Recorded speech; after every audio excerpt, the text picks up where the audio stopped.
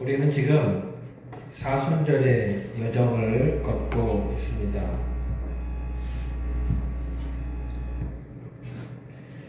사순절은 예수님께서 십자가를 향해 나아가신 길을 묵상하는 절기입니다. 화려함을 줄이고 자신을 절제하고 말씀과 기도로 우리의 영혼을 비추는 시간입니다. 사순절은 우리의 삶을 통하여 하나님께 어떻게 영광을 돌릴까?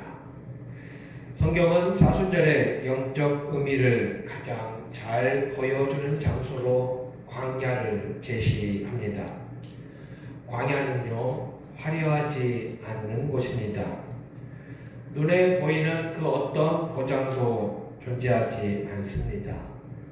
계산이 통하지 않는 자리입니다. 그러나 이 광야는 하나님을 가장 선명하게 만날 수 있는 자리입니다.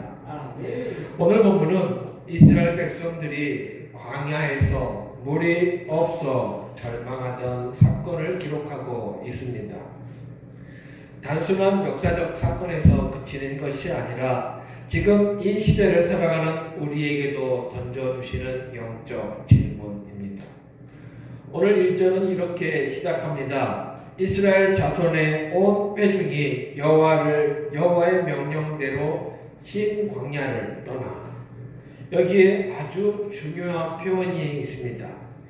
여호와의 명령대로 이스라엘 백성들이 움직였다는 사실입니다. 이스라엘 백성들이 불순종해서 문제가 생긴 것이 아니었습니다. 하나님의 인도를 따라갔는데 그곳에 물이 없었다라는 것이지요. 우리는 신앙생활하면서 이렇게 생각할 때가 많이 있습니다. 내가 어떻게 해서든 하나님 뜻대로 살려고 노력했으면 나의 삶이 형통해져야 하는 것 아닌가? 기도하고 그만큼 헌신했으면 내 삶의 길이 열려야 하는 것이 마땅하지 않는가? 그러나 성경은 이렇게 이야기합니다. 하나님의 인도하심 속에도 반드시 분명 광야는 있다는 것입니다. 이스라엘 백성들은 애굽에서 해방되었습니다. 그리고 홍해를 육지처럼 건너갔습니다. 광야에서 만나도 먹었습니다. 구름 기둥과 불 기둥도 체험했습니다.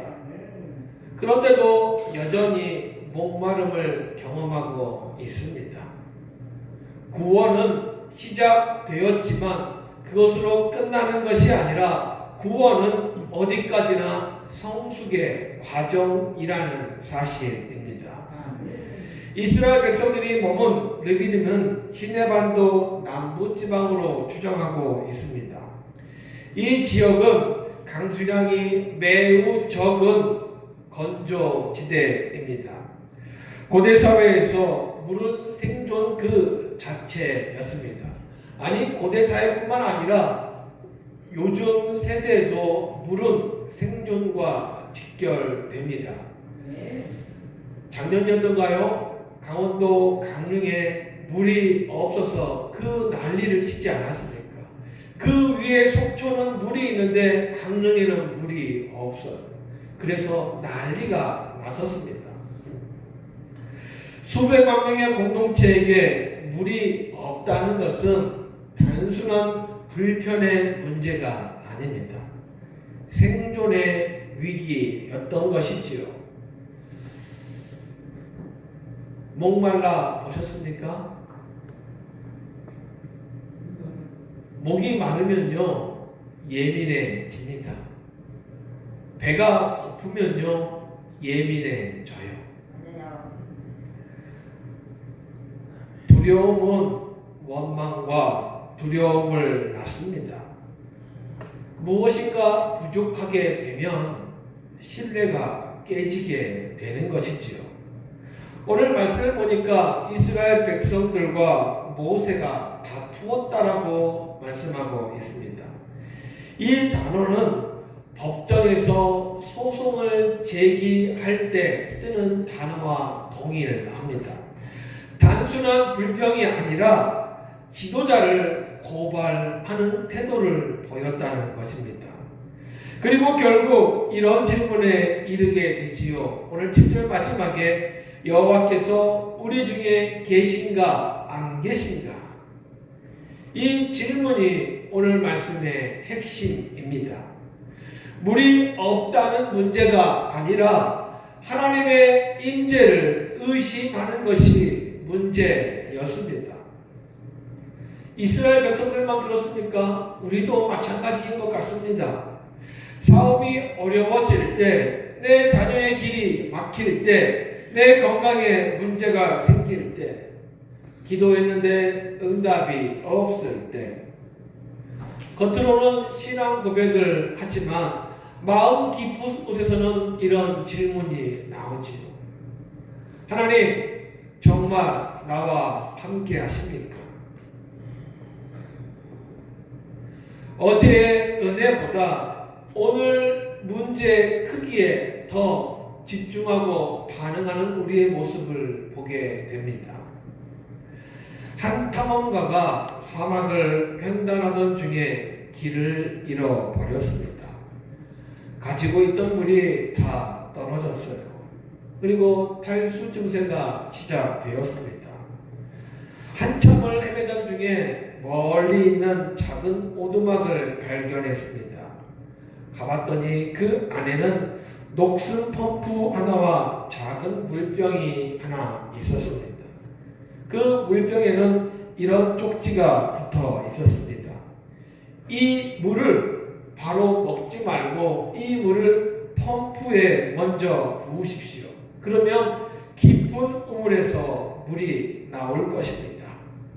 다 마시지 말고 그리고 그 다음 사람을 위해서 조금 남겨 놓으십시오. 이 쪽지를 읽으면서 이 탐험가는 고민했습니다.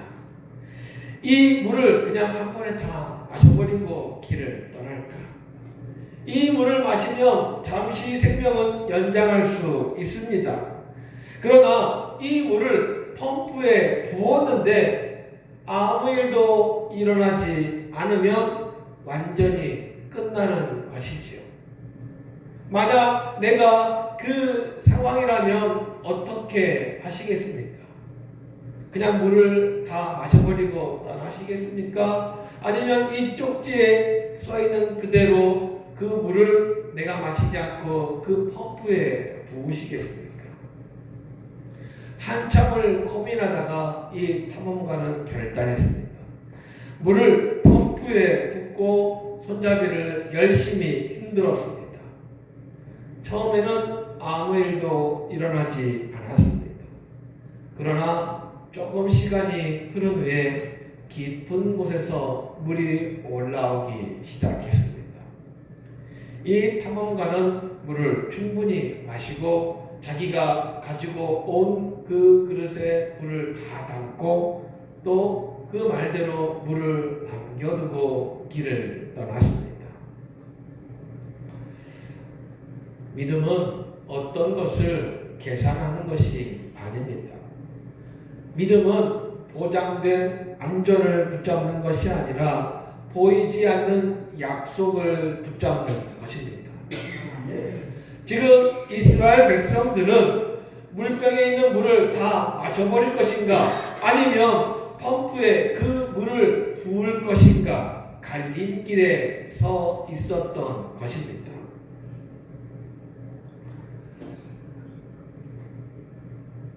어떤 상황에서 불평하는 것은 세상 사람들도 다 잘합니다.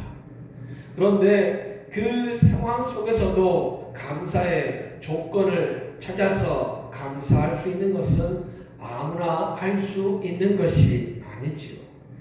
믿음은 눈에 보이지 않지만 말씀하신 하나님의 약속을 신뢰하는 것이 믿음의 출발입니다. 정말 하나님이 나와 함께 하시는가? 이스라엘 백성들이 지금까지 경험한 그 기적들은 다 무엇이었습니까? 그런데 현재 물이 없는 그 결핍이 과거의 은혜를 다 지워버렸습니다.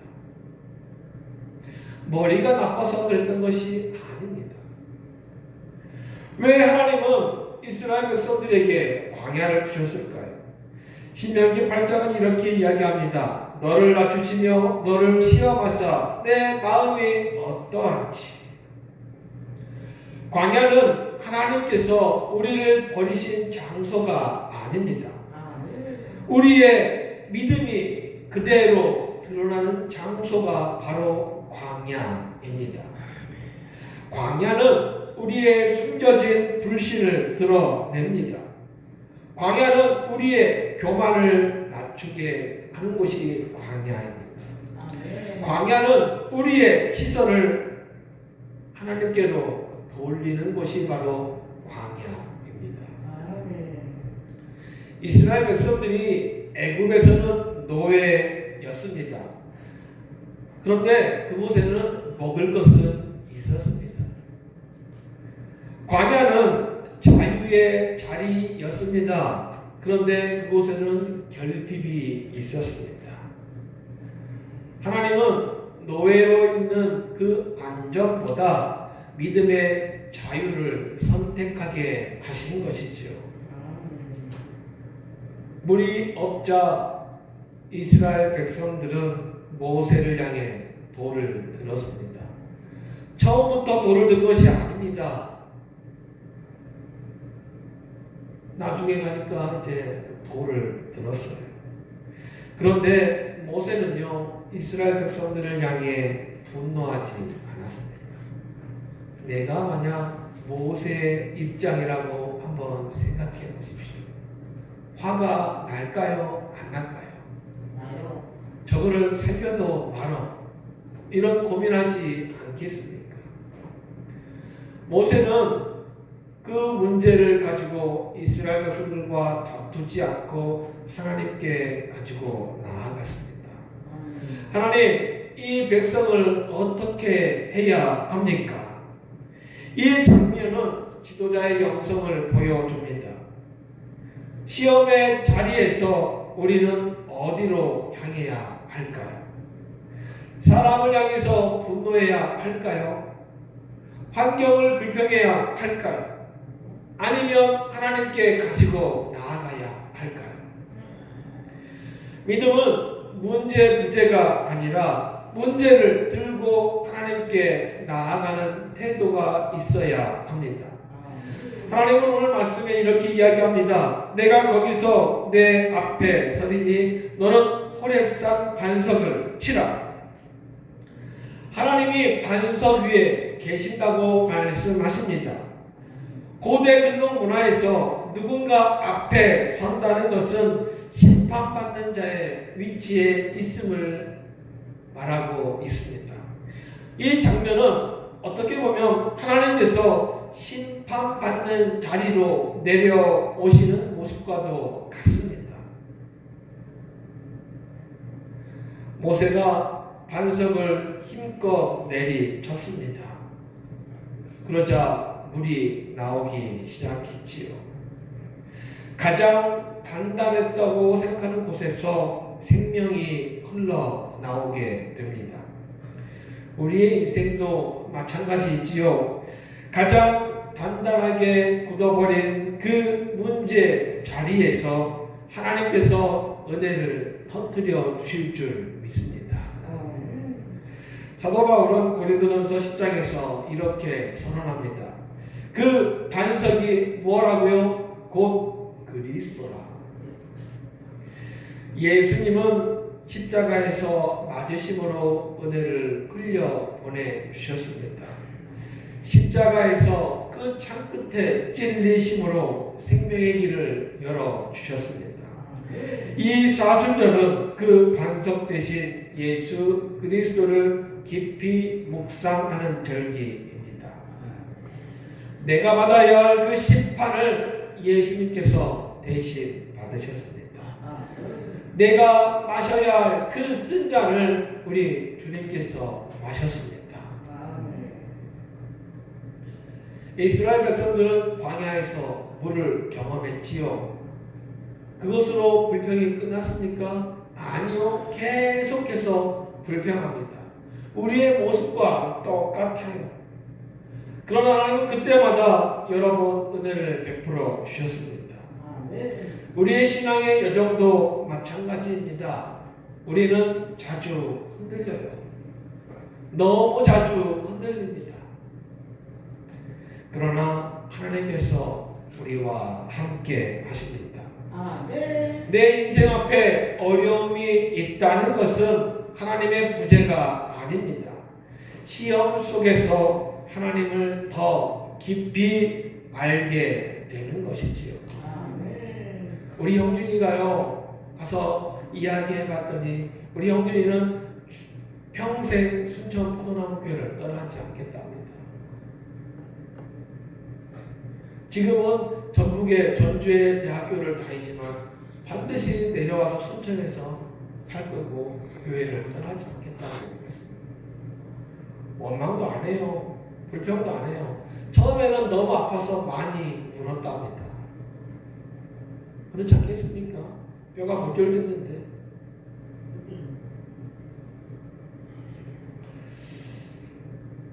살아가면서 우리는 영적 목마름을 외면하지 말아야 합니다. 힘들면 힘들다고 하나님 앞에 나아가 고백하는 것, 인정하는 것이 바로 회복의 시작입니다. 우리는 내가 지금까지 받은 은혜를 기록 한번 해 보십시오. 감사는요, 믿음을 지키는 힘이 됩니다. 환경을 바꾸려고 노력하기 이전에 내 마음을 하나님 앞으로 가지고 나아가야 합니다. 세상의 물은 먹을 때만 좋지 또 목이 마릅니다. 그러나 우리 주님이 주시는 생수는 영원합니다. 모세는 이스라엘 백성들이 하나님께 원망하고 불평했고 그 자리를 마사, 시험, 무리바, 다툼이라고 불렀습니다. 그러나 하나님의 관점에서 그것은 은혜의 자리가 되었습니다. 시험은 그것으로 끝이 아니라 통로가 되는 것이지요. 광야는 종착지가 아니라 과정입니다. 하나님 앞에 날마다 달라고 기도하십니까? 내가 그것을 받을 만한 그릇이 되면 하나님께서 베풀어 주십니다. 내 그릇은 그게 안 되는데 자꾸만 달라고 그래요. 나의 삶에 지금 물이 없는 자리, 기도해 보아도 응답이 없는 자리, 답답하고 막막한 자리가 있습니까? 그 자리에 하나님께서 먼저 가 계시는 줄 믿습니다. 내가 거기 서 있겠다. 너는 의심하지 말고 원망하지 말고 불평하지 말고 나를 믿고 따라와. 이 사순절의 시간, 불평의 광야를 믿음의 광야로 바꾸는 은혜가 있기를 주님의 이름으로 축복합니다. 아멘. 나에게 없는 것 때문에 불평하지 마십시오. 나에게 주신 은혜를 기억하십시오. 내가 일상에서 누리고 있는 모든 것들이 다 하나님의 은혜인 줄 믿습니다. 이 은혜를 은혜로 아는 사람, 하나님께서 기뻐하시는 인생이 되실 줄 믿습니다. 반석이신 예수 그리스도께서 우리의 가정과 일터와 교회 위에 생수의 강을 흘려 보내주실 줄 믿습니다. 이 마음으로 한 주간을 또 믿음으로 승리하는 우리들 모두가 되시기를 주님의 이름으로 축복합니다. 기도합니다. 사랑과 은혜가 풍성하신 하나님, 말씀을 통하여 광야에서 묻는 우리의 질문을 다시 한번 들여다보게 하시니 감사합니다. 우리의 삶에도 수많은 광야의 순간들이 있었습니다. 길이 보이지 않을 때, 내 필요가 채워지지 않을 때, 주님이 함께 계시는지 묻게 되는 연약한 순간들이 있었습니다. 주님, 우리의 믿음 없음을 용서하여 주옵소서. 환경 바라보며 원망했던 마음을 용서하시고 광야에서도 함께 하시는 그 하나님을 다시 바라보게 하여 주옵소서. 반석에서 물을 내어 백성을 살리신 하나님, 메마른 우리의 심령 위에도 은혜의 생수를 흘려 보내주옵소서. 우리의 질문이 불평이 아니라 하나님을 찾는 기도 되게 하시고 광야 속에서도 여호와께서 우리 가운데 계신가를 묻는 믿음으로 주님을 더욱 의지하는 인생 되게 주십시오. 사순절의 여정을 지나가는 동안 십자가의 은혜를 더 깊이 묵상하게 하시고 우리의 삶이 더욱 주님을 닮아가게 주옵소서. 예수님의 이름으로 감사하며 기도하옵나이다. 아멘. 다 같이 자리에 일어나셔서 우리 주님 다시 오실 때까지 찬양하겠습니다.